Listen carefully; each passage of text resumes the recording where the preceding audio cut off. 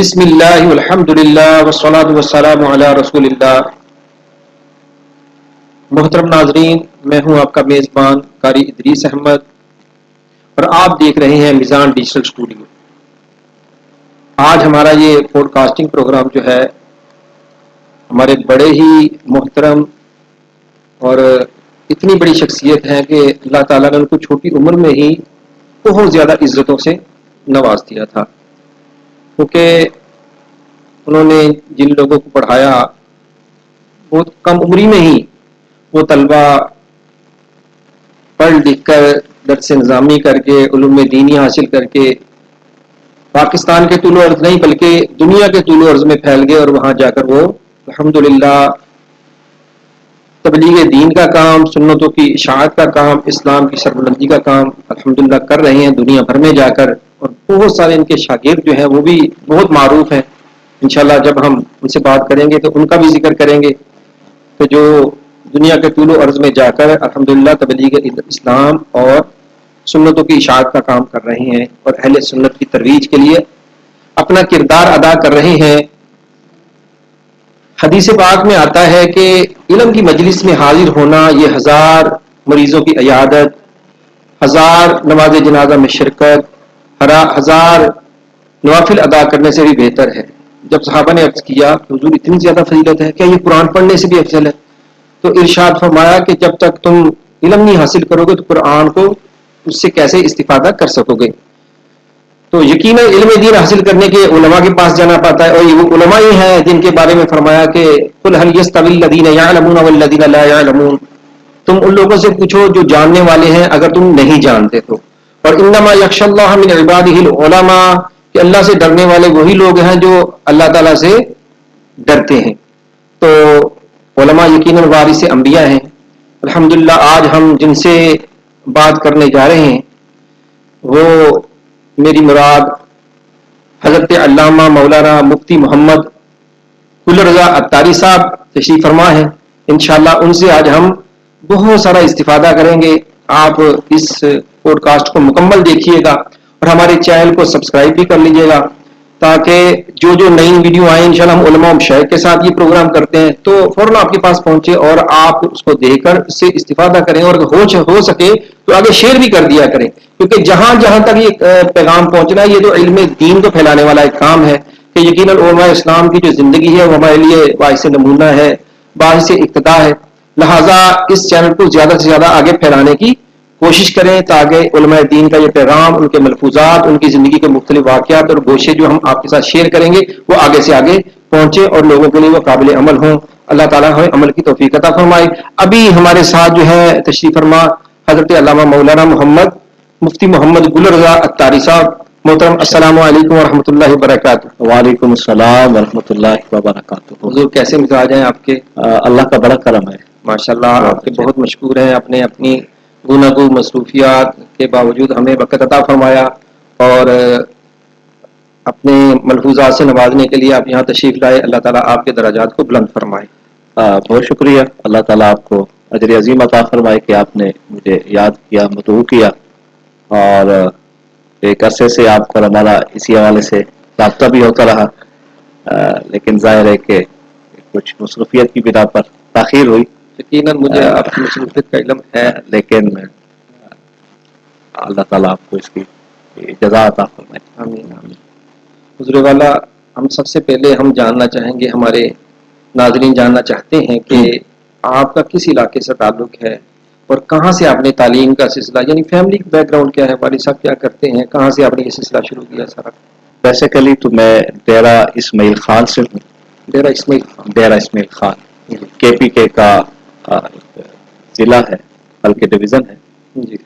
اور ڈیرہ اسماعیل خان کی ایک تحصیل ہے پروا، اس کا ایک گاؤں ہے اچھا، شالہ شریف۔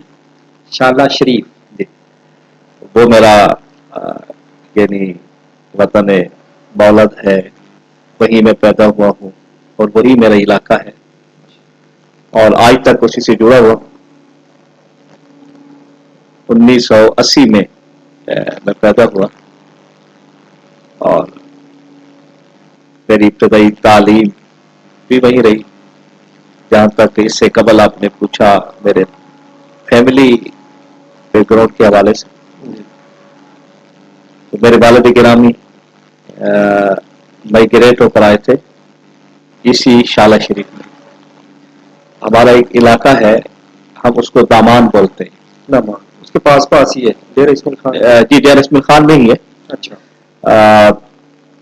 کہہ سکتے ہیں بلکہ ہے یہ بلوچستان کی سرحد، جہاں پہلے ہمارے والدین یا ہمارے آباء و اجداد رہا کرتے تھے. تو زندانی ایک علاقہ ہے، زندانی بلوچوں کا. تو وہاں سے وہ مائگریٹ ہو کر یہاں شالہ شریف آئے. اس کی وجہ بھی یہ تھی کہ وہ چونکہ بارانی علاقہ ہے اور آج تک بارانی ہے. اچھا. وہاں پہ کوئی نہری نظام یا زمینی پانی ایسا نہیں ہے کہ جو ٹیوب ویل کے ذریعے سے نکال کر زمینوں وغیرہ کو کاشت کیا جائے یا روزمرہ کے معاملات میں استعمال کیا جائے. تو اس تنگی کے پیش نظر وہ وہاں سے ہجرت کر کے یہاں آئے. اور میرے والد محترم پھر اس میں پھر اب تو ہم تو یہی پیدا ہوئے. اور والد صاحب کا اسم گرامی کیا ہے؟ میرے والد صاحب کا نام عبد الرحمان خان. عبد الرحمان یعنی خان فیملی سے آپ؟ ہم بلوچ ہیں. بلوچ ہیں. ہاں جی. خان کہلاتے ہیں. بلوچ خان ہی لکھتے ہیں اپنے ساتھ. اچھا. تو خان ہی کہلاتے ہیں. ایک تو خان ہے نا پختون، اور جو بلوچ ہیں یہ بھی خان ہی کہلاتے ہیں. تو بلوچ فیملی سے تعلق ہے ہمارا. اعلیٰ حضرت بھی خان تھے؟ جی وہ لیکن وہ پختون تھے. وہ والے خان تھے. اچھا اچھا. اور اس کے ساتھ والد صاحب میرے ہم کاشتکار لوگ ہیں. والد گرامی کاشتکاری بھی کرتے تھے. اور اس کے ساتھ ساتھ ہمارے والد صاحب، میرے والد صاحب کے والد یعنی میرے دادا جان مرحوم علیہ رحمہ کریانہ سٹور یعنی دکان بھی وہ چلایا کرتے تھے. میرے والد صاحب بھی، اور آج تک وہ دکان ہماری موجود ہے. اچھا. اور پھر میرے والد صاحب کے بعد میرے بڑے بھائی، اور پھر یوں منتقل ہوتے اب ہمارے مجھ سے بڑے حافظ عبداللہ. حافظ؟ جی حافظ عبداللہ جی حافظ ہیں. اور دنیا انہیں جنتی کے نام سے یاد کرتی ہے. اچھا. یعنی اب عبداللہ شاید کم جانتے ہیں وہ لوگ، یار وہ جنتی. اچھا یعنی اتنے نیک پارسا یا دین کی طرف بس اللہ تبارک و تعالیٰ نے لوگوں کی زبان پہ جاری کر دیا. تو امید ہے کہ اس وقت تو کوئی نہ کوئی ہوگا نا اس کے بیک گراؤنڈ تو ہوگا. وہ سوشل ورکر ہیں، لوگوں کی سماجی خدمت یہ ان کی شامل ہے ان کے اندر. تو اب وہ مطلب ہے کہ وہ ہمارے والد صاحب کا جو ایک کاروبار تھا وہ سنبھالتے ہیں. دکان یعنی آج تک موجود ہے، بلکہ وہ بھی اپنے بیٹے، ان کے بیٹے جو ہے نا وہ سنبھال رہے ہیں. کتنے بھائی ہیں ماشاءاللہ؟ چوتھی پوسٹ میں یہ چلا گیا. کتنے بھائی؟ ہم 5 بھائی ہیں. ان میں کتنے علماء ہیں؟ 5 بھائیوں میں سے تو میں ہی اس فیلڈ میں آیا ہوں جس کو دنیا عالم کہتی ہے. اللہ تعالیٰ میں بھی علم کی خیرات عطا فرما دے. وہ تو آپ ہیں، اس میں تو شک نہیں. یہ آپ کی ذرا نوازی ہے. آپ کو آپ کے ساتھ بیٹھنے والے ماشاءاللہ مفتیان اور علماء بن گئے تو آپ تو استاد. بس یہ اللہ کا کلام ہے، جیسے کہ آپ نے ابتدا میں کہا. تو میرے بڑے بھائی جو ہے وہ اسکول ماسٹر ہیں، اور دوسرے ان سے وہ اپنا کاروبار کرتے ہیں، اور وہ بھی کاشتکاری بھی کرتے ہیں، پلس میں بیوپاری بھی ہیں بہت بڑے جانوروں کے، اور اس طرح ان کا ایک اپنا کاروبار کرتے ہیں. تیسرے میں نے وہ بتا دیا عبداللہ جنتی، وہ بھی یہی اپنا کاروبار کرتے ہیں. اور ایک مجھ سے چھوٹے ہیں، وہ دنیاوی تعلیم انہوں نے پڑھی ہے. اب وہ جامعۃ المدینہ میں ہی ایز اے عصری ٹیچر وہ پڑھا رہے ہیں ادھر ڈیرہ اسماعیل خان. یہ اب 4 بھائی ہیں اور ہماری 6 بہنیں. اور آگے اولادیں کتنی ہیں ماشاءاللہ، بیٹے بیٹیاں؟ میرے الحمدللہ 4 بیٹے اور 1 بیٹی. ماشاءاللہ. تو ان کے بارے میں آگے کیا ارادہ رکھتے ہیں؟ ان کو ڈاکٹر بنائیں گے، انجینئر بنائیں گے، مفتی اسلام بنیں گے؟ اللہ تعالیٰ آپ کو برکت عطا فرمائے. جو ہمارا ایک شعبہ ہے، ہماری فیلڈ ہے، جی یقیناً ہم تو متمنی بھی ہیں اور اللہ تبارک و تعالیٰ کے حضور دعا بھی کرتے رہتے ہیں. ہماری خواہش بھی ہے کہ ہمارے بیٹے حافظ بھی بنے, عالم بھی بنے, ماشاءاللہ. مفتی بھی بنے اور اسی ہی فیلڈ میں رہیں اور دنیا ان سے استفادہ کرے, تو وہ علم دین کے حوالے سے ان کی جان پہچان وہ شناخت ہو. تو بڑے بیٹے جو ہے میرے وہ میٹرک کر رہے ہیں, ابھی میٹرک کا امتحان دیں گے. ماشاءاللہ بڑے سارے ہو گئے. ہاں جی الحمدللہ. اور پھر اس کے بعد میری بیٹی ہے وہ پری 9th میں پڑھتی ہے, اور چھوٹا بیٹا ہے وہ ابھی 4 کلاسیں پڑھنے کے بعد حفظ کر رہا ہے, 3 پارے ان کے ہو گئے الحمدللہ. باقی 2 چھوٹے بیٹے ہیں وہ اسکول وغیرہ نہیں جاتے, لیکن خواہش یہی ہے کہ میرے بڑے بیٹے جو ہیں وہ بھی میٹرک کے بعد انشاءاللہ درس نظامی کی طرف آئیں گے, اور بیٹی کا بھی ارادہ ہے کہ اگلے سال سال 9 میں وہ بھی جامعۃ المدینہ میں درس نظامی کرے. اللہ تعالیٰ ان کو آپ کے بہترین جانشین بنائے جی, اور آمین, آپ کے لیے آمین. مزید وہ صدقہ جاریہ بنے. یوں تو ویسے آپ کے لیے صدقہ جاریہ آپ کے شاگردان ماشاءاللہ بن رہے ہیں, بنتے رہیں گے, آگے سے آگے چراغ سے چراغ چلتا رہے گا. اچھا, ایک چیز کا میں ذکر ضرور کروں گا, فیملی کے حوالے سے آپ نے پوچھا, اب ظاہر ہے کہ بہت ساری وسعت ہے, چند ایک سوالات جو آپ نے کیے میں جواب دے پایا. میرے آنے کا سبب جو میں علم دین کی طرف آیا, جی, تو میرے بڑے بھائی جو ہیں فضل الہی, فضل الہی جی, وہ غالباً 86 سے دعوت اسلامی کے ماحول میں. اچھا, اتنا پہلے کے ہاں جی, ماشاءاللہ اتنا ابتدائی دور تھا. ابتدائی 81 میں تو دعوت اسلامی شروع ہو رہی ہے, 86 میں وہ جی 86 میں. اور میرے والد گرامی بھی ڈیرہ اسماعیل خان کے اسلامی بھائیوں میں اولین اسلامی بھائیوں میں ان کا شمار. اچھا, یعنی وہ بھی اتاری, وہ بھی اتاری اور چشتی تھے, اتاری بھی تھے وہ, اور اس کے ساتھ ساتھ دعوت اسلامی کے حوالے سے بہت متحرک بھی تھے, اور ماشاءاللہ اس دینی ماحول میں آئے بھی. پھر انہوں نے میرے بڑے بھائی کو 90 میں وقف کر دیا تھا کہ آپ جائیں اور دین کا کام کریں, باقی گھر جانے, آپ کے بچے جانے, وہ سارا کچھ میں کروں. تو اس ماحول کی برکت سے پھر دعوت اسلامی کے تحت جامعۃ المدینہ میں, اس وقت مدرسۃ المدینہ یہی نام تھا, درس نظامی کا آغاز ہوا 95 میں. تو جو دعوت اسلامی کی سب سے پہلے مدرسے میں دعوت اسلامی کا درجہ لگا, تو مجھے جو اعزاز حاصل ہے کہ میں بھی اس درجے میں داخلہ لیا. حفظ کے درجے میں درس نظامی, درس نظامی کا سب سے پہلا درجہ وہ یہاں پہ شروع ہوا تھا, گودرا کالونی کے, گودرا کالونی کراچی کے باب المدینہ کراچی, وہاں پر آپ یعنی سب سے پہلا بیچ جو اس میں آپ شامل. ہاں اس میں شامل. کیا مفتی فاروق صاحب علیہ رحمہ وہ بھی ہمارے ساتھ تھے, بلکہ ہم ان کے ساتھ پڑھتے رہے. دعوت اسلامی کے پہلے نگرانی شورا حاجی محمد مشتاق صاحب, جی, وہ بھی ہمارے کلاس فیلو رہے. اچھا, وہ بھی پڑھتے تھے. ہاں جی, وہ بھی پڑھتے رہے. اچھا, لیکن وہ کچھ عرصہ پڑھے, پھر اس کے بعد دیگر نائٹ کلاسز میں, یا ظاہر ایک مصروفیت تھی تعلیم کی. نگرانی شورا تو نہیں ہوں گے میرے خیال میں. معروف ناتھ خان تھے, معروف ناتھ خان بہت مشہور, اور اچھا مبلغ بھی تھے, بہت اچھے بیان درس نظامی انہوں نے پورا نہیں کیا تھا نا, بس ہمارے ہاں تو چلے گئے تھے, پھر اس کے بعد مختلف علماء کے پاس جاتے رہے. ان کے بیانات لیکن میں نے سنے ماشاءاللہ, بیان ان کا یہی تھا, ایسے لگتا تھا کہ جیسے ماشاءاللہ وہ عالم ہو اور درس نظامی فاضل ہو, یہ سارا پڑھا ہو. انداز بڑا اور ضبط بڑا تھا, بیان کرنے میں بڑا محتاط انداز میں. تو جو میرے جو بھائی ہیں نا بڑے, وہ سبب بنے میرے. اچھا, بھائی نے بھیجا آپ کو. ہاں جی بھائی. اچھا, یہ مجھے یہ سمجھ نہیں آ رہی کہ جن دنوں آپ فیضان مدینہ تشریف لائے تھے, تو میں نے آپ کی سب سے پہلے میں نے ہی زیارت کی تھی. تو اس زیارت میں مجھے یہی لگ رہا تھا کہ کوئی مطلب یہاں پڑھنے کے لیے آیا, تو چھوٹی عمر میں ہی آپ نے کر لیا. تو کس عمر سے شروع کیا تھا درس نظامی؟ میں 9th میں داخلہ لیا, تو ادھر سے یہ اعلان ہوا درس نظامی کا, تو غالباً ملتان اجتماع میں ہوا ہوگا, یا کسی ایک ایونٹ دعوت اسلامی کی. تو جب یہ گھر واپس آئے تو مجھے کہتے ہیں کہ بھائی 9th اور 10th یہ ہوتے رہیں گے, تو آپ چلیں عالم دین بننے کے لیے. تو 9th میں داخلہ لیا تھے, یعنی مڈل میں پاس کر کے پھر وہاں گیا. تو میں جب فارغ التحصیل ہوا تو میری عمر 21 سال تھی.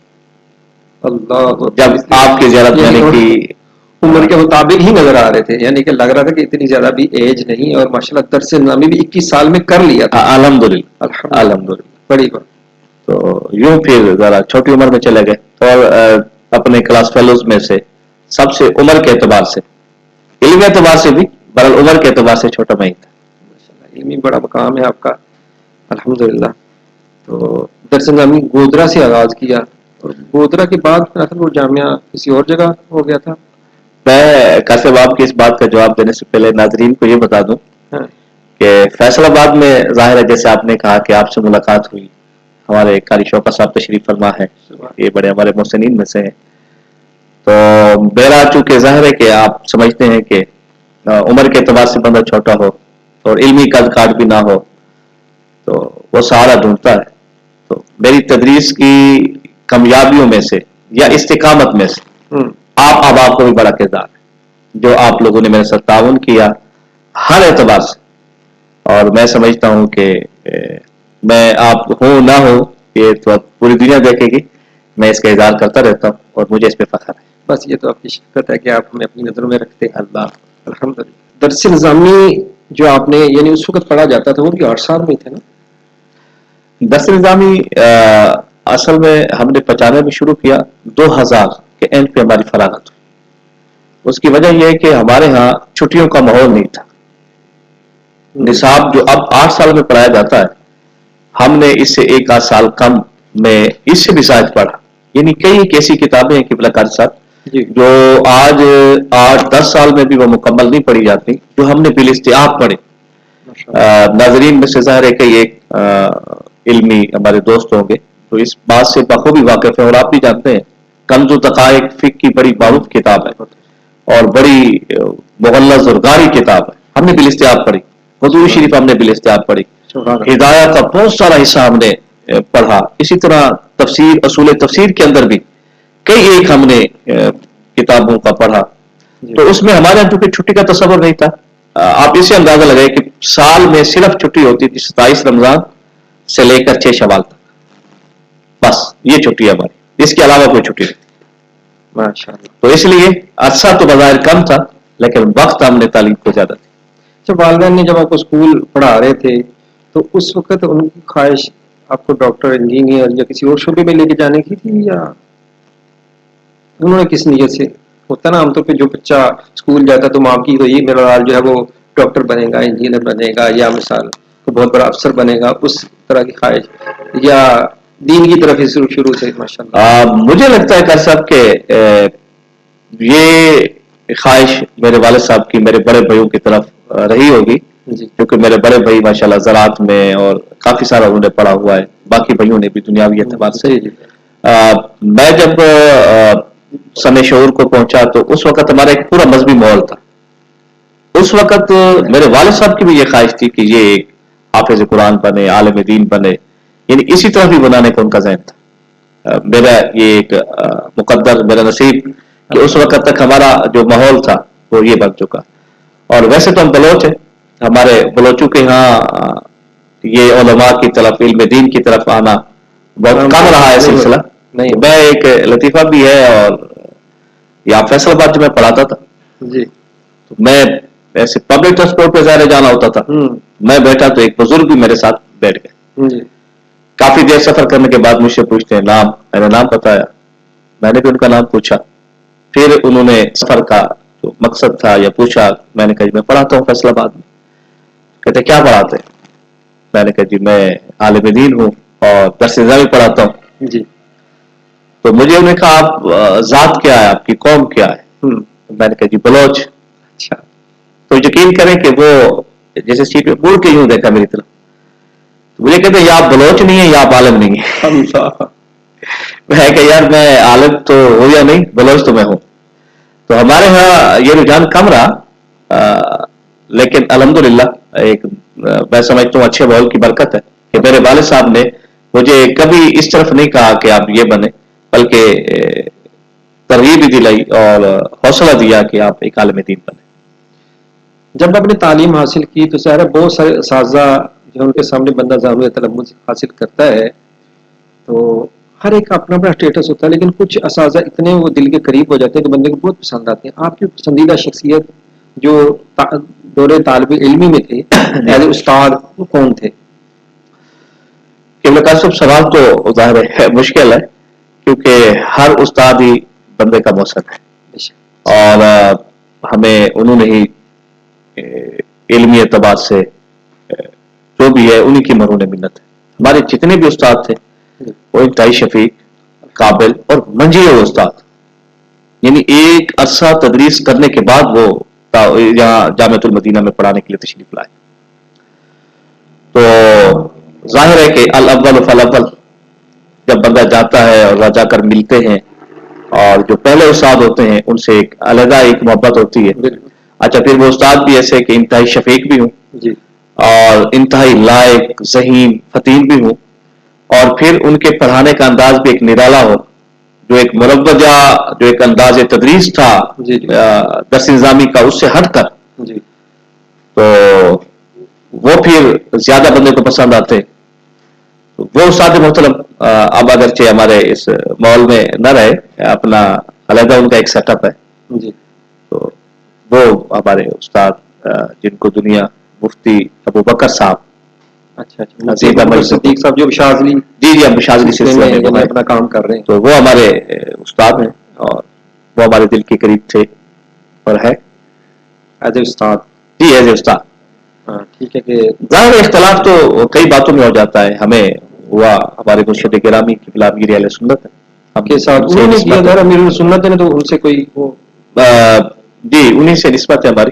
تو باقی ایز اے استاد وہ ہمارے قابل ایک آئیڈیل استاد تھے. جی بالکل. ان کا انداز تدریس آپ کو بہت پسند تھا. انداز تدریس کے ساتھ ساتھ جو ان کا ایک طالب علم کو موٹیویٹ کرنا ہوتا ہے، علم کا شوق پیدا کرنا ہوتا ہے، پرگیختہ کرنا ہوتا ہے، پڑھنے کی طرف مائل کرنا ہوتا ہے، یہ بس ان پہ بس تھا. ایک طالب علم سے میں ملا، وہ محدث پاکستان کے بہت قریب تھے. وہ کہتے تھے کہ صبح کے وقت جب طلبہ پڑھنے کے لیے آتے نا، تو ماشاءاللہ سیدی محدث اعظم پاکستان میں ایز اے استاد تو صبح صبح ہر طالب علم کو مرحبا مرحبا، بلکہ اگر کوئی پہلے دن بھی آتا تو اس کو بھی آپ کہتے ہیں ماشاءاللہ علامہ صاحب آ گئے ہیں، یعنی اس طرح کا لفظ آپ کی طرف مولانا یعنی پہلے دن آنے والے کو مولانا فرمانا شروع کر دیتے تھے. یعنی اور کہتے ہیں میں نے اس طرح بھی دیکھا کہ کئی مرتبہ رات کو تہجد کے وقت میں اٹھتا تو آپ کچھ تناول فرما رہے ہوتے شہری کے لیے یا ویسے، تو پتہ چلتا کہ جو طلبہ کے ٹکڑے بچے ہوئے تھے نا، وہ اٹھاتے اور ان کو مطلب پانی میں بھگو لیتے ہو جاتے، تو پھر ان کو وہ تناول کرتے. اور وہ بندہ یعنی کہ طالب علم بھی تھا. فیضان مدینہ میں ہمارے بورچی رہا، یعقوب ان کا نام تھا، حافظ یعقوب، تو وہ وہاں پڑھتا بھی تھا، وہ بورچی بھی تھا. اور ہمارے فیضان مدینہ میں بورچی مطلب اس وقت تھا. تو کہتا ہے اس حالت میں میں نے محدث پاکستان کو دیکھا کہ آنے والے بندے کو وہ کہتے تھے مولانا، پہلے دن بھی کہہ رہا اس کو مولانا، اور صبح کو صبح جب کھڑے ہونا طلبہ آ رہے تو فرما مرحبا مرحبا، یعنی ان کو آتے، یعنی کہ یہ چیزیں وہ جو دل میں اتر جاتی ہیں جب استاد اس طرح کے انداز اختیار کرتا تھا. وہ خصوصیات ہوتی ہیں ایسی استادوں کی کہ وہ بندے کو علم حاصل کرنے میں استقامت بخشتی ہیں اور بندے کا شوق اور بڑھ جاتا ہے ان کی محبت ان کے پیار کی وجہ سے. جی بالکل. اور علمی اعتبار سے انہوں نے یہ کام کیا کہ ایک خاموش مقابلہ طلباء سے ہوتا تھا. اپنے گھر کی ونڈو کھول کے بیٹھتے تھے کہ آپ زیادہ دیر تک پڑھتے ہیں یا میں، تو بالآخر ہم ہی ہار جاتے تھے. اچھا حدیث شریف بھی انہیں سے پڑھی تھی کہ یہ؟ ہاں حدیث مبارکہ جب دورہ حدیث شریف شروع ہوا ہمارا، ظاہر ہے کہ ہمارے اس جامعہ میں پڑھتا تھا تو پہلا ہی دورۃ الحدیث شریف تھا. تو ہند سے ہی تشریف لائے تھے استاذ العلماء شمس الہدا مصباحی صاحب. ہاں ان کا بھی بڑا نام. جی زیدہ مجدہ جامعہ اشرفیہ مبارک پور کے وہ استاذ الحدیث تھے، شیخ الحدیث تھے. تو ایک سال کے لیے انہوں نے قلم فرمایا یہاں آئے. تو بخاری شریف، ابو داؤد شریف یہ ہم نے ان سے پڑھی. اچھا. اور مسلم شریف جن استادوں کا میں نے تذکرہ کیا ان سے پڑھا. اور ہم آج کل وہ یوکے میں ہوتے ہیں اور وہاں کے صدر العلماء ہیں، اور واقعی وہ بھی کمال ایک شخصیت تھے. یعنی ان کا قبلہ قاسم جو پڑھانے کا انداز تھا نا، آج تک یوں لگتا ہے کہ جیسے وہ مٹھاس ہمیں آج بھی محسوس ہو رہی ہے. یعنی حدیث مبارکہ پڑھاتے ہوئے جو حدیث کا ایک مزاج ہوتا ہے نا کہ جی صحابہ کلام علی رضوان حضور نبی کریم کے پاس حاضر ہوئے، آپ بھی خوش ہوئے، صحابہ بھی خوش ہوئے رضی اللہ تعالیٰ اجمعین صلی اللہ علیہ وسلم. یا پھر یہ ہے کہ صحابہ کلام علی رضوان کوئی مسئلہ پوچھنے میں ہچکچاہٹ محسوس کر رہے ہیں، جی شرما رہے ہیں، تو یہ جو وہ منظر ہوتا تھا نا بس وہی کھینچتے تھے، اس کو طاری کر لیتے. ہاں بالکل بالکل طاری کر لیتے. اور یوں لگتا تھا بندہ کئی صدیاں پیچھے اسی دور میں چلا گیا. تو وہ روتے بھی تھے، رلاتے بھی تھے. اور مسکراتے بھی تھے حدیث پاک پڑھتے ہوئے اور خوش بھی کرتے تھے یہ. اچھا ایک اور استاد صاحب تھے ہمارے مفتی کرامت اللہ صاحب اس دار پانی سے کوچ کر گئے اللہ رحمہ. بڑے درویش صفت انسان تھے وہ, اور وہ طلباء کی انتہا کی خدمت کرتے تھے. یعنی جب چھٹیاں ہوتی تو آپ چند ایک طلباء وہاں رہ جاتے اور چند ایک میں بھی 50-60 تو ہماری وہ مئی صاحبہ اور استاد صاحب اپنے گھر سے کھانا بنواتے ان کے لیے. محترم مفتی صاحب, حفظ قرآن یہ درس نظامی میں کتنا ضروری ہے, اور اگر کر لیا جائے تو کتنا اس سے زیادہ فائدہ ہوتا ہے, اس کے بارے میں کچھ بہتر کیا ہے کہ حفظ کر کے درس نظامی کیا جائے یا کیا؟ حفظ قرآن کی تو اپنی برکات ہیں اور فوائد ہیں. ایک عالم دین اور حافظ قرآن ہو تو سونے پہ سہاگا ہے. ہمیں اب بیان کرنے کے لیے ظاہر ہے کہ آیات بینات کو باقاعدہ سے یاد کرنا پڑتا ہے. اچھا وہ بھی پھر ہم مکمل وہاں سنا پائیں یا پڑھ پائیں یہ بہت مشکل ہوتا ہے. ویسے کہیں تو کانفیڈنس بھی کمزور ہو جاتا ہے اس وقت جب پوری طرح یاد نہ ہو آئے. ظاہر ہے ایک اثر تو ہوتا ہے, اور حافظ قرآن کے لیے بہت آسانیاں ہوتی ہیں. پھر جتنے بھی ہم علوم پڑھتے ہیں, ہمارے علوم کی جو تقسیم کی جاتی ہے علوم عالیہ اور علوم عالیہ, اس کو یوں بھی کہہ سکتے ہیں کہ علوم مقصودہ, وہ تو قرآن و حدیث ہی ہے. یعنی ہم جتنے علوم و فنون پڑھتے ہیں تو قرآن و حدیث کو سمجھنے کے لیے پڑھتے ہیں. تو جب حافظ قرآن ہوتا ہے اور مروجہ علوم کو پڑھ لیتا ہے تو پھر جو اس کی علمی استعداد ہے نا اس میں بھی کمال پیدا ہو جاتا ہے. میں تو یہی عرض کروں گا کہ ایک عالم دین کو حفظ ضرور کرنا چاہیے, کر لینا چاہیے, یہ بہتر ہے, یہ زیادہ بہتر. ماشاءاللہ. جو تدریسی شعبہ ہے اس میں تو آپ کی بہت خدمات ہیں, آپ بھی تدریس کر رہے ہیں؟ جی میں باقاعدہ سے اس انداز سے تو اب اس تدریس نہیں کر رہا, فزیکل آن لائن کر رہا ہوں, تدریس کر رہا ہوں. اچھا میں نے سن 2000 میں تدریس شروع کی. دعوت اسلامی کا مدارس المدینہ کی دنیا میں پہلا مدرسہ جیسے شو مارکیٹ کراچی میں, میں جب فارغ التحصیل ہوا تو 6 مہینے میں نے وہاں پڑھایا. پھر وہاں کے بعد فیصل آباد آپ کے پاس میں آیا یہاں, اور یہاں پھر میں نے آغاز کیا باقاعدہ سے ایک ابتدا سے ہی تدریس کا, اور 10 سال میں یہاں پڑھاتا رہا. پھر 2011 میں یہاں سے ڈیرہ اسماعیل خان چلا گیا, وہاں پڑھاتا رہا. اسی دوران میں 1 سال نیپال وہاں بھی پڑھاتا رہا. اچھا, اور نیپال بھی پڑھانے کے لیے گئے؟ جی میں پڑھانے کے لیے 1 سال کے لیے گیا. اچھا. تو دورۃ الحدیث شریف میں نے 2007 سے مجھے یہ سعادت حاصل ہوئی کہ الحمدللہ حدیث پاک میں پڑھا رہا ہوں, اور 2008 سے مجھے بخاری شریف پڑھانے کا شرف حاصل ہوا, اور آج تک میں پڑھا رہا ہوں ماشاءاللہ. اور 18 میں نے جو فزیکل تدریس ہوتی ہے وہ چھوڑ کر میری اور مصروفیت ہو گئی, آگے چل کر میں عرض کرتا ہوں. تو آن لائن جو ہے میں پڑھا رہا ہوں. آن لائن کلاس کو پڑھاتے ہیں یا کسی؟ جی کلاس کو پڑھا. کلاس کو پڑھا. کس جگہ مطلب آن لائن پڑھاتے ہیں؟ ہند میں پڑھاتا رہا. اسی طرح ہند کا کون سا وہ جامعہ ہے, کون سا شہر ہے؟ احمد آباد. احمد آباد میں. اچھا, بہت بڑا شہر ہے. ہاں جی بہت بڑا شہر, وہاں دولت الحدیث شریف. اچھا مختلف پھر بدلتے رہتے ہیں. اچھا آن لائن میں بدلتے ہیں. آن لائن جو ہے نا لیکن عام طور پہ جو شروع کرتے ہیں پورا ہی کرتے ہوں گے وہ تو اس سال تو. جی آپ پورا ہی کرتے ہیں. تو مختلف آج کل احمد آباد چل رہا ہے. ارے آج کل تو چونکہ سلسلہ موقوف ہو گیا ہے, دولت الحدیث شریف امتحانات شروع ہیں. احمد آباد بھی میں نے 1 سال ہی پڑھا ہے. ٹھیک ہے. اچھا پھر اس کے بعد مختلف ممالک بدلتے رہے, اب جہاں ضرورت ہوگی پھر وہاں پہ پڑھانا شروع کر. اس صورت میں بھی جاری ہے کہ طلبہ مختلف ملکوں میں جا کر پڑھا رہے ہیں, مختلف شہروں میں, اور خود آپ یہاں پہ رہ کر بھی اپنا فیضان ماشاءاللہ اللہ اکبر چلا رہے ہیں. یہ تدریس کے حوالے سے الحمدللہ. تصنیف میں بھی کوئی کام کیا آپ نے, کتابیں وغیرہ کچھ تحریر فرمائی ہیں؟ جی میں عرض کرتا ہوں. تو تدریس کے حوالے سے 25 سال مجھے ہو گئے پڑھاتے ہوئے. 25 سال 25 سال تدریس میں الحمدللہ. اور ماشاءاللہ بالکل اب ینگ ہیں, اور 25 سال پڑھاتے ہوئے بھی. آپ نے آغاز میں کہا نا کہ چھوٹی سی عمر پہ اللہ تعالیٰ کی بڑی کرم نوازی ہوئی, تو 25 سال مجھے ہو گئے پڑھاتے ہوئے. اور اسی دوران اوقارا میں بھی میں نے دولت الحدیث شریف پڑھایا ہے چند ماہ.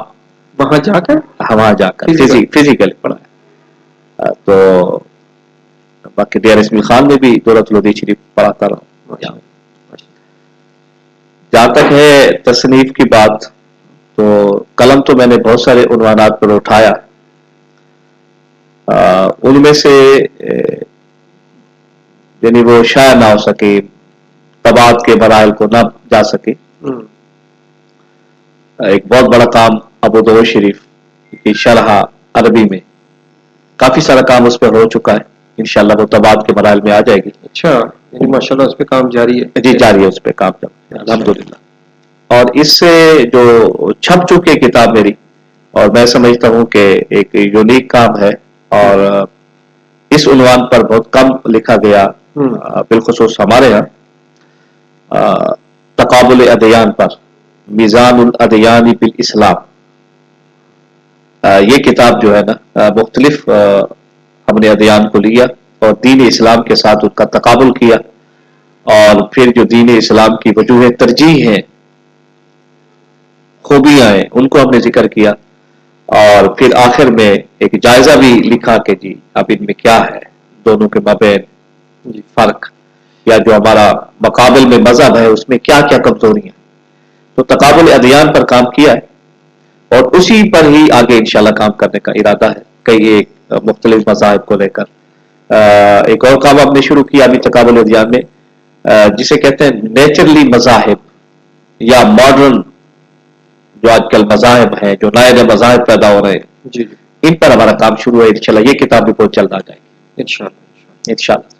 تقابل ادیان پر وہ کتاب ہے، میزان الادیان بالاسلام. سیدی امیر السنت کے ساتھ پتہ چلا آپ کو حج کرنے کی بھی سعادت حاصل ہوئی، یوں بھی تو ان کی قربت آپ کو ملتی رہتی ہے. ظاہر ہے کہ امیر السنت علماء سے بہت پیار کرتے ہیں، اور آپ کے ساتھ اس لیے بھی خصوصی کہ آپ کو تو 40 دن حج والے تو وہاں مکہ مدینے میں اپنے مرشد کے ساتھ گزارنے کا آپ کو موقع ملا.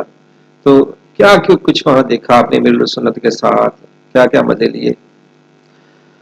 اللہ اکبر. یہ تو آپ نے ایک عشق و محبت کی، ویسے بھی آج حجاز مقدس کا سفر، حرمین شریفین کا، اور پھر امیر علیہ سنت کے ساتھ، واقعتاً یہ تو آپ کا میں سمجھتا ہوں کہ ایک خاصہ ہے، یا آپ کی طبیعت میں شامل ہے کہ سادات کرام اور علماء کرام سے آپ بہت پیار کرتے ہیں، بلکہ طلباء کرام سے بھی بہت عزت افزائی ان کی فرماتے ہیں. تو مجھے یہ شرف حاصل ہوا کہ سن 2001 میں چل مدینہ کی ایک اصطلاح ہماری تاریخ میں بولی جاتی ہے، دعوت اسلام. چل مدینہ ہوئے تھے آپ؟ چل مدینہ ہوا تھا. تو پہلے تو یہ لگ رہا تھا کہ 40 دن اتنی بڑی شخصیت ہے ورلڈ لیول کی، اور پھر مرشد بھی ہوں، تو 40 دن ان کے ساتھ کیسے گزارا کریں گے اور کیسے رہیں گے. ظاہر ہے کہ ہمارا تو ایک نظریہ ہے کہ شیخ کو اللہ تبارک و تعالیٰ نے یہ تصرف دیا ہوتا ہے کہ وہ چاہیں تو ہمارے اعمال سے واقف رہ سکتے ہیں. یہ ہمارا اعتقاد اور نظریہ بھی ہے. اور پھر ایک مرید اپنے شیخ کے ساتھ 40 دن گزارنے کے لیے جائے. اچھا، پھر مزے کی بات یہ ہے کہ آپ نے وہاں یہ فرما دیا مکۃ المکرمہ میں جب پہنچے کہ جو علماء ہیں وہ میرے کمرے میں سوئیں گے. اب یہ اور ہمارے لیے ایک بڑا تھا. تو آپ یقین کریں ان کی شفقت، بڑا پن، کہ ہماری حوصلہ افزائی کرنا، اتنا پروٹوکول دینا کہ 40 دن جو لگ رہا تھا کہ گزارنا ان کے ساتھ مشکل ہے، میں سمجھتا ہوں 40 سال بھی ہوتے تو ان کے ساتھ رہنے میں کوئی مشکل نہیں تھی.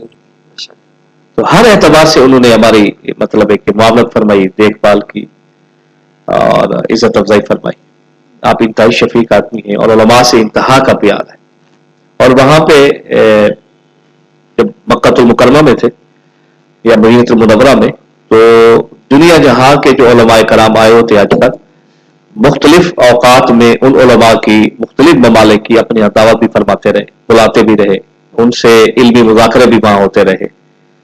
تو یہ قبلہ امیر علیہ سنت کے ساتھ ہمارا جو گزرا. پھر آپ کے جو حج کرنے کا ایک انداز ہے، حرم پاک میں جانے کا، اور خانہ کعبہ کا طواف، اور پھر وہاں پر جو آپ کی ایک کیفیت ہوتی ہے خانہ کعبہ میں طواف کرتے ہوئے، اولیاء کرام کے بارے میں جو ہم نے سنا، यकीन करें जो पढ़ा हमने वो कैफियत कि रब का वो जलाल और रोब और परवरदिगार आलम का खौफ और रिजा उम्मीद, ये सारी चीजें मिक्स करके वो जो एक अमली तस्वीर जो हम अपने किताबों में पढ़ा वो अमीर सुन्नत वहां नजर आते हैं।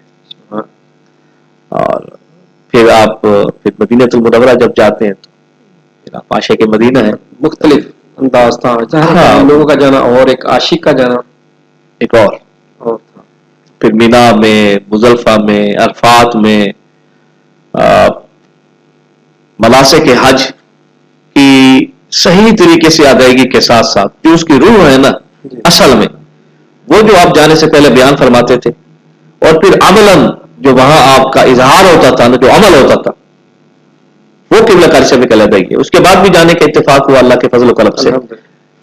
हर दफा ही ज़ाहिर है वो मकामात ही ऐसे मजा आता है, लेकिन जो अपने शेख के साथ किबला अमीर सुन्नत के साथ सफर था ना वो नाकाबिल फरामोश है, ना भूलने वाला है। और ये हमारे लिए एजाज और फख्र है कि हमने उनके साथ हज किया और उन्हीं के साथ मदीनतुल मुनव्वरा देखा।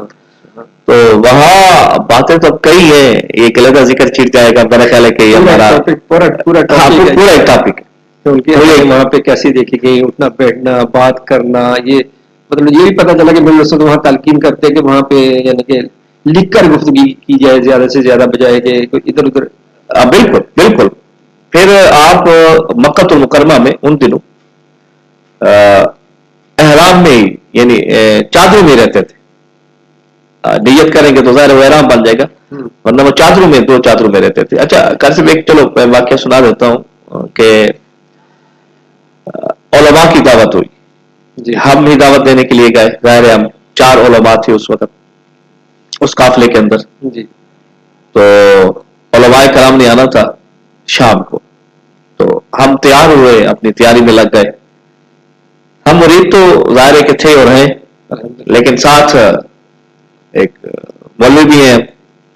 तो मैं ये सोच रहा था कि यार हम इतनी तैयारी कर रहे हैं, हर वक्त 2 चादरों में रहे जब से भी आए, अब देखते हैं कि ये बड़े बड़े उलमा आ रहे हैं कि ये क्या करते हैं, अब अंदाज क्या होता है, अंदाज क्या। हम रिसीव करने चले गए उलमा को, आप हजरत अंदर थे, उलमा तशरीफ लाते रहे, बैठते रहे। तो कई एक मामलात के साथ इधर भी एक मेरी तवज्जो रही, मैंने उस वक्त दोस्तों को इसके बाद मैंने इजहार भी किया।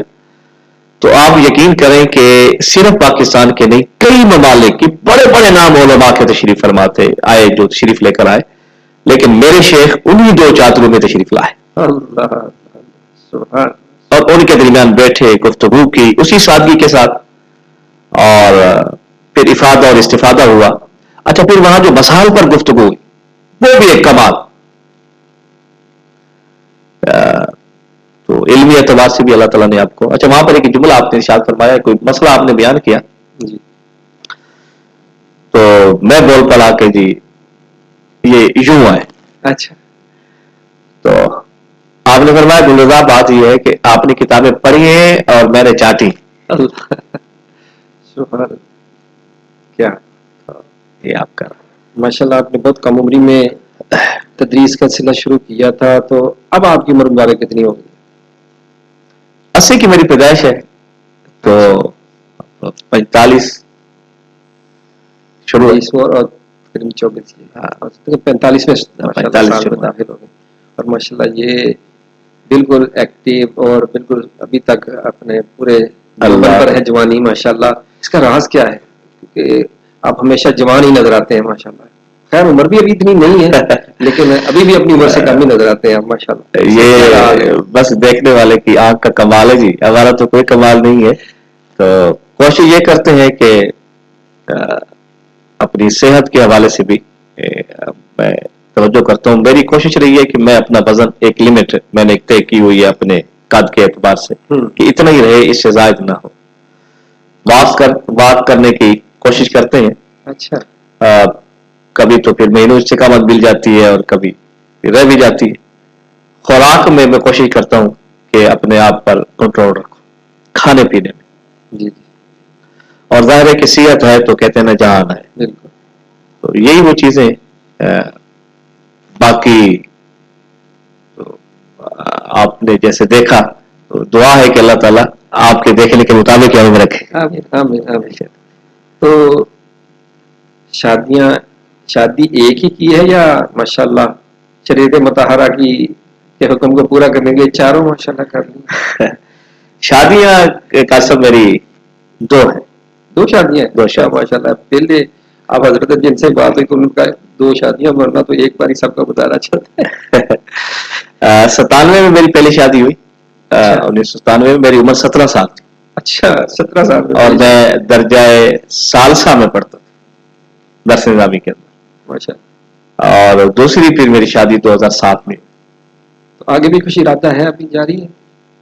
بھابھی سنیں گا لے یہی ہے کیونکہ میں نے اس کے بعد گھر بھی جانا ہے. جب یہ سنیں گے تو پھر میرے لیے سائل ہو گئے. ابھی تو بس اب دعا فرمائیں کہ اکتفا ہے اور دعا ہے کہ یہ زندگی اچھی چلتی رہے. الحمدللہ آمین آمین. اور صبح شام کا جدول کیسے چل رہا ہے آج کل آپ کا؟ کوئی ذمہ داری کے اعتبار سے جدول میرے پاس ذمہ داری ہے. دعوت اسلامی کا کنز المدارس انٹرنیشنل بورڈ ہے جی. اس کا بطور HOD نصابی بورڈ، یعنی اس میں نظام تعلیم میں جو نصاب ہے جی وہ سارے کا سارا اس کا ایز اے چیئرمین اور HOD میں اس کو دیکھتا ہوں. ماشاء اللہ. تو وہ ظاہر ہے کہ پاکستان کے علاوہ دیگر ممالک بھی ہیں جہاں جب یہ نصاب پڑھایا جا رہا ہے. جی بالکل. سب کو آپ یعنی دیکھ رہے ہیں اور اس کو جی ہاں، اس کے ابتدا سے لے کر انتہا تک وہ ہے. اور اس کے ساتھ نہیں داخل کرنی ہے یا اس سے نکالنی، یہ بھی اس میں مطلب جی بالکل نصابی بورڈ کا جو کام ہوتا ہے جو بھی کتابوں کے حوالے سے پورا ایک ہمارا نصابی بورڈ بنا ہوا ہے کنز المدارس نصابی بورڈ. اس میں کئی ایک ارکان ہیں اور ان اراکین میں بڑے بڑے نام بھی ہیں جن کے ساتھ بیٹھ کر ہم نصاب پر کام کرتے ہیں. اور اس کے ساتھ دعوت اسلامی کے جتنے جامعات المدینہ ہیں ان کا نظام تعلیم بھی میرے پاس ہے. یعنی 2 ایک ذمہ داریاں یہ ہو جاتی ہیں. کنز المدارس بورڈ یہ ایک علیحدہ ہے کیونکہ اس میں تو جامعات المدینہ بھی ایک سٹیک ہولڈر ہیں ہمارے علاوہ. الحمدللہ چونکہ یہ تو اہل سنت کا ایک بورڈ ہے نا، اس میں دیگر اہل سنت کے جامعات بھی ہیں اور پاکستان پلس پوری دنیا ہے. اور پھر دعوت اسلامی کے اندر انٹرنل ایک تقسیم کاری ہے مجلس جامعۃ المدینہ. اس میں ایک مجلس ہے مجلس تعلیم امور پاکستان. اس کا نظام تعلیم بھی میرے پاس ہے. یعنی اس کو اپلائی کرانا، استادوں کو دینا، پھر اساتذہ کرام کی تعلیمی ورکشاپس کروانا، پھر ان کے ہر ماہ تعلیمی جائزے لینا. ایک پوری ٹیم ہے ہماری. اس کے ٹیم کے ہیڈ آپ ہیں؟ ہاں جی، وہ بھی میرے پاس ہی ہے. اور اس کے ساتھ ساتھ میں نے کہا جیسے تدریس کا بھی ہمارا مصروفیت رہتی ہے. میں ایک مسجد میں خطیب بھی ہوں، اس کی بھی ایک علیحدہ مصروفیت ہے. تو صبح و شام میں کیا جدول عرض کروں، بس اللہ کا کرم ہے. مدارس میں آپ جا کے بیٹھتے ہیں کنز المدارس کے آفس میں، یا اگر ترتیب سے بیان کروں تو ظاہر ایک لمبا ہی ہو جائے گا. بس یہی ہے کہ صبح و شام اسی علمی مشاغل میں گزرتا ہے. تو اگر میں مختصراً عرض کروں، صبح 8 بجے میں جاتا ہوں فیضان مدینہ، وہاں تعلیمی امور کا جو دفتر ہے وہاں پہ بیٹھتا ہوں 2 بجے تک. پھر اس کے علاوہ مشورے جو کرنے ہوتے ہیں، ہماری جو ٹیم ہے باقاعدہ پاکستان سطح پہ، ان کی ڈیوٹی 2 بجے سے 4 بجے تک ہوتی ہے. ان سے رابطے میں رہتے ہیں، وہ مصروفیت رہتی ہے. پھر گھر آتے ہیں نماز عصر میں عموماً کبھی کبھی تو پھر اور لیٹ ہو جاتے ہیں جیسے مشورے ہوتے رہتے ہیں. یہ جو روٹین میں ہے. پھر نماز عصر کے بعد پھر کوشش کرتے ہیں کہ وہاں بیٹھیں اور لوگوں سے جو ملنے والے ہوتے ہیں ان کے ساتھ بیٹھتے ہیں اور سوال و جواب کی نشستیں ہوتی ہیں. پھر مغرب کے بعد پھر گھر میں اپنے بچوں کو ٹائم دینا اور رات کو پھر مطالعہ وغیرہ کرنا. تو یوں ہماری یہ مصروفیت روٹین میں یہ رہتی ہے. لیکن چونکہ اتنی بڑی ذمہ داری ہیں، پھر مختلف ممالک ہیں، تو وہ بھی ساتھ ساتھ ہمارے مشورے بھی، میٹنگز بھی، وہ بھی جاری رہتی. تو ویسے دوسرے ممالک میں جانا بھی ہوا تبلیغی دورہ؟ جی الحمدللہ کئی ایک ممالک میں حاضر ہوں. کون سے ممالک میں؟ ان ممالک میں حرمین شریفین کے علاوہ مڈل ایسٹ کے جیسے دبئی وغیرہ، یہاں بھی جانا ہوا. اس کے ساتھ عمان عمان ملک شام میں، اسی طرح کینیا، ساؤتھ افریقہ وغیرہ۔ ساؤتھ افریقہ کے یہ جو ممالک ہیں، اور موریشس بہت خوبصورت جزیرہ ہے، اچھا یہاں میں کئی مرتبہ گیا بھی ہوں اور وہاں جانا میں پسند بھی کرتا ہوں، اچھا تو وہاں بھی کئی دفعہ جانا ہوا، تقریباً کوئی 8-10 ممالک میں میرا جانا ہوا، اور یہ دو طرح سے میں وہاں گیا، ایک تو اپنے تبلیغی سلسلے میں، یعنی 1 ماہ کے لیے، 15 دن کے لیے وہاں بیانات وغیرہ کرنا، اور یہ سلسلہ اور یہ مصروفیت رہی، اور چونکہ اب میرے پاس جامعات کی ذمہ داری بھی انٹرنیشنل لیول کی ہے جی تعلیمی بورڈ کے حوالے سے، جی تو جہاں پھر جامعۃ المدینہ ہوتا ہے وہاں ان کا نظام تعلیم کو دیکھنا، اساتذہ کرام سے میٹنگ کرنا، پھر یہ بھی مصروفیت رہتی ہے ساتھ۔ صحیح ماشاء اللہ۔ یوں آپ سے ابھی تو بہت سارے سوالات کرنے کے، لیکن ٹائم جو ہے نا وہ ماشاءاللہ کافی زیادہ ہوتا رہا ہے، باتیں میرے خیال میں سارا دن بھی ہوتی رہیں تو یہ ختم نہیں ہماری ہوں گی، تو اب اس کو مزید مختصر کرتے ہیں۔ پتہ چلا ہے کہ یہ جو یوں تو آپ کے جو شاگردان ہیں دنیا کے طول و عرض میں پھیلے ہوئے ہیں، جو معروف علماء میں سے مجھے جو پتہ چلا کہ یہ جناب مفتی محمد ثمر عباس صاحب، یہ بھی آپ کے شاگردان میں ہیں؟ جی، مولانا ثمر عباس صاحب بھی ہیں، شاگرد ہیں ہمارے، شروع سے لے کر آخر تک ہم سے پڑھے، ان کے علاوہ بھی بڑے جو مقتدر یہ علماء اپنے ہیں۔ کنز المدارس کے صدر اور چیئرمین ہیں حاجی جنید صاحب، وہ بھی آپ کے؟ جی، وہ بھی جامعۃ المدینہ میں پڑھتے رہے ہیں، اور وہ بھی ماشاءاللہ آپ ہی سے انہوں نے ہاں جی، میں درس نظامی پڑھا ہے؟ ابتدا وہیں سے پہلا درجہ تھا اسی میں وہ پڑھتے رہے۔ ماشاءاللہ۔ دیگر ایک ممالک میں مولانا عمران نعیم صاحب ہیں، وہ پورے کینیا کے نگران ہیں، اچھا اسی طرح ایک مولانا اشفاق صاحب ہیں، وہ تنزانیہ وغیرہ کے، تو کئی ایک ممالک کے بڑے بڑے ذمہ داریوں پر فائز ہیں، ماشاءاللہ۔ تنظیمی اعتبار سے بھی اور تعلیمی اعتبار سے بھی الحمدللہ وہ کنز کئی المدارس بورڈ کے بھی کئی نظر آتے ہیں جو ماشاءاللہ آپ کے شاگردان میں ہیں۔ جی، کئی شیوخ الحدیث ہیں، کئی یعنی جامعات میں کئی کنز المدارس کی اہم ذمہ داریوں پر ہیں، کوئی جامعات المدینہ کی اہم ذمہ داریوں پر فائز ہیں، تو یہ الحمدللہ ایک ہے، اور میں سمجھتا ہوں کہ یہ قبلہ قاری صاحب، قبلہ امیر سنت کی برکت ہے ہمارے شیخ کی، کہ ایک تھوڑے سے وقت میں اتنے سارے طلباء کلام، اور پھر ان سے اللہ تبارک و تعالیٰ اتنا بڑا کام لے رہا ہے جو ہمارے لیے ذریعہ نجات بنے گے۔ ظاہر ہے کہ ثمر عباس صاحب کا آپ نے نام دیا، انٹرنیشنل لیول کی شخصیت ہے، ماشاءاللہ۔ اچھے خطیب اور اچھے مقرر اور بیان کرنے والے ہیں، اس طرح اور اس فیلڈ میں بھی کئی ایک ہیں ہاں جی الحمدللہ۔ کہ جو یہ کر رہے ہیں۔ جناب محترم مفتی صاحب، آپ کے وقت دینا کا بہت شکریہ، اللہ پاک آپ کو جزائے خیر دے، آپ سے بہت پیاری پیاری باتیں سننے کو ملی، اور ظاہر ہے ہمارے لیے، آپ کے طلباء کے لیے اور تمام اہل سنت کے لیے میں کہوں گا ماشاءاللہ یہ آپ کے لیے، آپ کی زندگی قابل تقلید بھی ہے، اور ماشاءاللہ آپ کے ملفوظات ان کے لیے قابل اصلاح ہیں۔ اللہ تعالیٰ آپ کے درجات کو مزید بلند فرمائے۔